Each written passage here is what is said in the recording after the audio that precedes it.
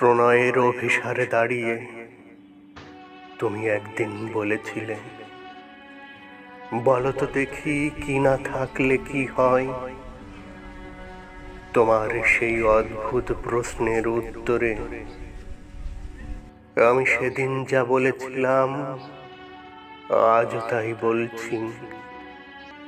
শুষ্ক বাতাসে জল না থাকাই যেমন হাত পা শরীর আর দুই ঠোঁট ফেটে চৌচির হয়ে যায়, ভুগতে হয় প্রচণ্ড যন্ত্রণায়।